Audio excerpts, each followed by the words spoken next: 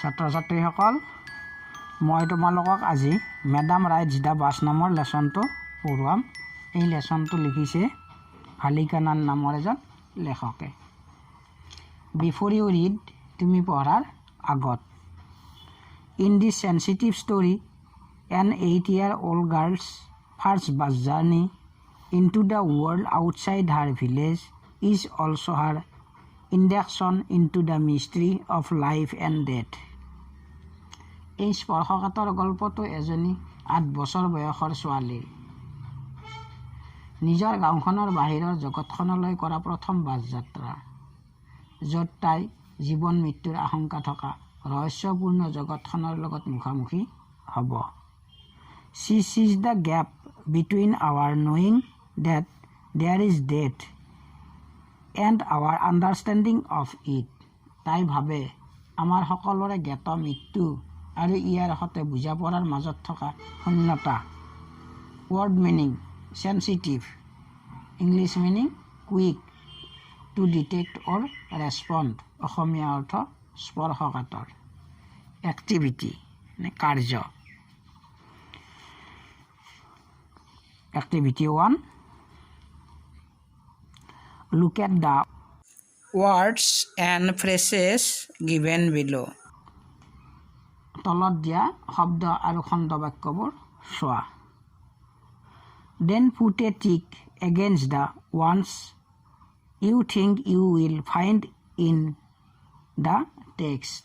তাৰ পিছত যিটো শব্দ আৰু খণ্ড বাক্য পাঠটোত পাবা বুলি ভাবা তাৰ বিপৰীতে একোটা শুদ্ধ চিন দিয়া। A set of passengers, যাত্ৰীৰ দল। Get on the bus, বাছত উঠা। Get off the bus, বাছৰ পৰা নমা। প্লেটফৰ্ম, আস্থান, মঞ্চ। টিকেটছ, প্লিজ, প্ৰৱেশ পত্ৰ, অনুৰোধ।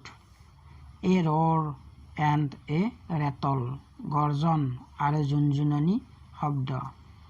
এ ৰ' অফ চিটছ, আসনৰ শাৰী। শ্ল'য়িং ডাউন টু এ ক্ৰল, কেঁকুৰিত গতি হ্ৰাস কৰা। ব্ল'য়িং এ হুইচল, শিঙা বজোৱা। Activity 2, You must have traveled by bus more than once. What can you see from a fast-moving bus? তুমি নিশ্চয় এবাৰ হ'লেও বাছেৰে ভ্ৰমণ কৰিছা। দ্ৰুত গতিৰে যোৱা বাছ এখনৰ পৰা তুমি কি দেখিব পাৰা? Given below are some suggestions. তলত কিছুমান পৰামৰ্শ দিয়া হ'ল। Speak briefly about some of these scenes or about other such scenes that you have seen, or write a sentence or two about them. এনেকুৱা কিছুমান দৃশ্যৰ বিষয়ে চমুকৈ কোৱা নাইবা আগতে দেখা এনে দৃশ্যবোৰৰ বিষয়ে এটা বা দুটা বাক্য লিখা। ৰিভাৰ্ছ, নদ নদীবোৰ।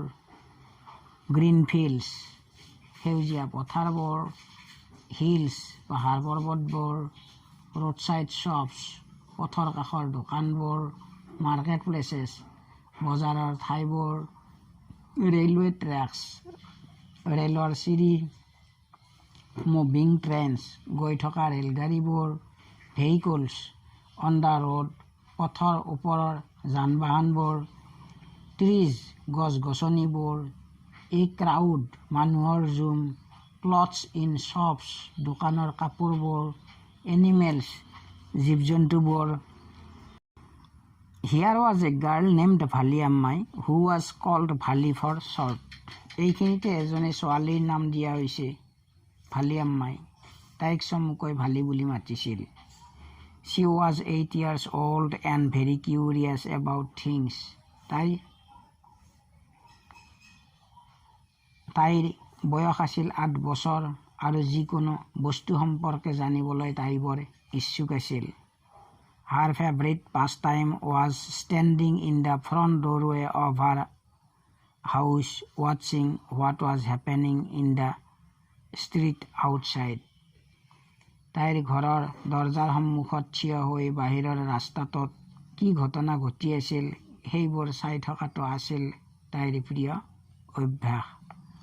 There were no playmates of her own age on her street, and this was about all she had to do. তাইৰ পথটোত তাইৰ সৈতে খেলা ধূলা কৰিবলৈ তাইৰ সমবয়সীয়া বন্ধু বান্ধৱ নাছিল আৰু এই কাৰণেই তাই সকলো কৰিবলগীয়া হৈছিল। Word meaning curious, English meaning eager to know something, অসমীয়া অৰ্থ ইচ্ছুকতা। Playmates, English meaning friends to play, অসমীয়া অৰ্থ খেলা ধূলাৰ বন্ধু বা বান্ধৱী।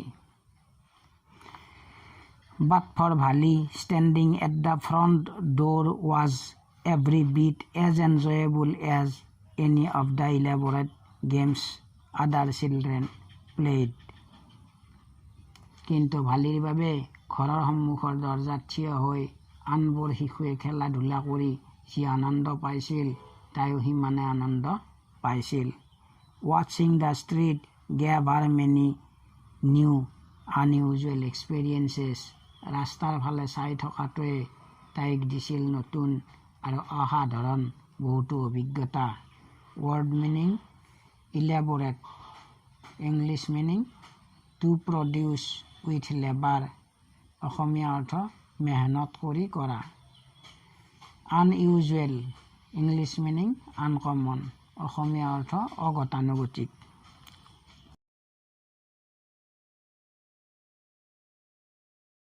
The most fascinating thing of all was the bus that traveled between her village and the nearest town. আটাইতকৈ মনোৰম আছিল বাছখন, যিখন বাছ তাইৰ গাঁওখনৰ মাজেৰে ওচৰতে থকা চহৰখনলৈ গৈছিল। It passed through her street each hour, once going to the town and once coming back. ই তাইৰ পথটোৰে প্ৰতি ঘণ্টাত অহা যোৱা কৰিছিল, এবাৰ চহৰলৈ যায় আৰু এবাৰ উভতি আহে। The sight of the bus filled each time with a new set of passengers was a source of unending joy for Vali. প্ৰত্যেকবাৰতে নতুন নতুন যাত্ৰীৰ দল একোটাৰে সৈতে অহা বাছখন আছিল ভালিৰ অন্তহীন আনন্দৰ উৎস। Fascinating, to captivate, অসমীয়া অৰ্থ মোহিত কৰা। Unending joy, meaning boundless joy, অসমীয়া অৰ্থ অপৰিসীম আনন্দ। Day after day, she watched the bus, and gradually a tiny wish crept into her head and grew there. She wanted to ride on that bus, even if just once. দিনৰ পাছত দিন ধৰি বাছখন তাই লক্ষ্য কৰিছিল আৰু লাহে ধীৰে তাইৰ এটা ক্ষুদ্ৰ ইচ্ছা জন্মিছিল, লগতে ই লাহে লাহে বাঢ়ি গৈছিল। তাই সেই বাছখনত উঠিবলৈ বিচাৰিছিল অন্ততঃ এবাৰ। This wish became stronger and stronger until it was an overwhelming desire. এই ইচ্ছাটোৱে লাহে ধীৰে শক্তিশালী হ'বলৈ ধৰিছিল, অৱশেষত এই ইচ্ছাটো প্ৰবল বাঞ্ছাত পৰিণত হৈ পৰিছিল। Vali would stare wistfully at the people who got on or off the bus when it stopped at the street corner. বাছখনে যেতিয়া ৰাস্তাৰ কাষৰ চুকটোত ৰৈছিল আৰু বাছখনৰ পৰা মানুহবোৰ উঠা নমা কৰাটো হেঁপাহেৰে লাগি চাই আছিল। Their faces would kindle in her longings, dreams and hopes. সিহঁতৰ মুখবোৰে তাইৰ প্ৰবল ইচ্ছা, সপোনবোৰ আৰু আশাবোৰক উচতাই দিয়ে। If one of her friends happened to ride the bus and tried to describe the sights of the town to her, Vali would be too jealous to listen and would shout in English, proud, proud. যদিহে তাইৰ কোনোবা এজনী বান্ধৱী বাছখনত উঠিছিল আৰু চহৰৰ দৃশ্যবোৰ বৰ্ণনা কৰাৰ চেষ্টা কৰিছিল, ভালি অন্তত ঈৰ্ষাপৰায়ণ হৈ পৰিছিল আৰু চিঞৰি চিঞৰি ইংৰাজীতে কৈছিল, proud proud. Neither she nor her friends really understood the meaning of the word, but they used it often as a slang expression of disapproval. তাই অথবা তাইৰ বান্ধৱীসকলৰ কোনেও শব্দটোৰ অৰ্থ বুজি পোৱা নাছিল, কিন্তু সিহঁতে এই শব্দটো প্ৰায় অসন্মতিসূচক গ্ৰাম্য প্ৰকাশভংগী হিচাপে ব্যৱহাৰ কৰিছিল। Word meaning gradually, English meaning slowly, লাহে ধীৰে। Tiny wish, very small desire, অতি ক্ষুদ্ৰ ইচ্ছা। Watched, observed, লক্ষ্য কৰিছিল।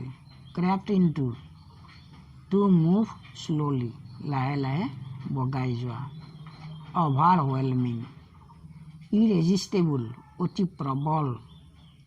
Stare, a fixed look, লাগি চাই থকা। Over many days and months, Fali listened carefully to conversations between her neighbors and people who regularly used the bus, and she also asked a few discreet questions here and there.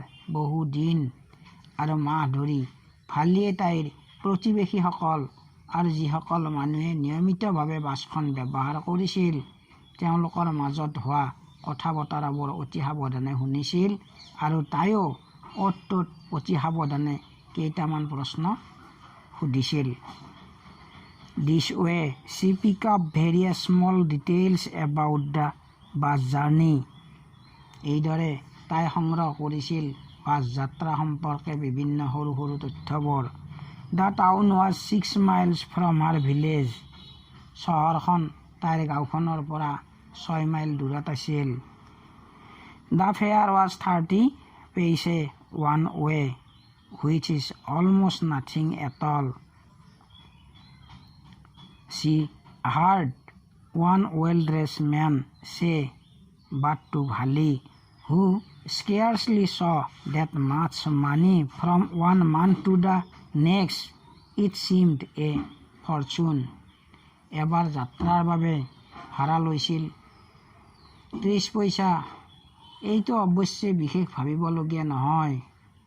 এজন পৰিপাটি পোচাক পৰিহিত ব্যক্তিয়ে এনেদৰে কোৱা তাই শুনিছিল। কিন্তু ভালিৰ বাবে, যিয়ে ইমান পৰিমাণৰ পইচা কোনোমতে এমাহ বা তাৰ পৰৱৰ্তী মাহতে সংগ্ৰহ কৰিব পাৰিছিল, এইটো বোধহয় তাইৰ বাবে সৌভাগ্য আছিল। The trip to the town took 45 minutes. চহৰলৈ এবাৰ যাত্ৰা কৰিলে 45 মিনিট সময় লৈছিল। On reaching town, if she stayed in her seat and paid another 30 paise, she could return home on the same bus. চহৰত উপস্থিত হৈ যদি তাই তাইৰ আসনতে থাকে আৰু পুনৰ 30 পইচা দিয়ে তাই উভতি আহিব পাৰিব একেখন বাছতে।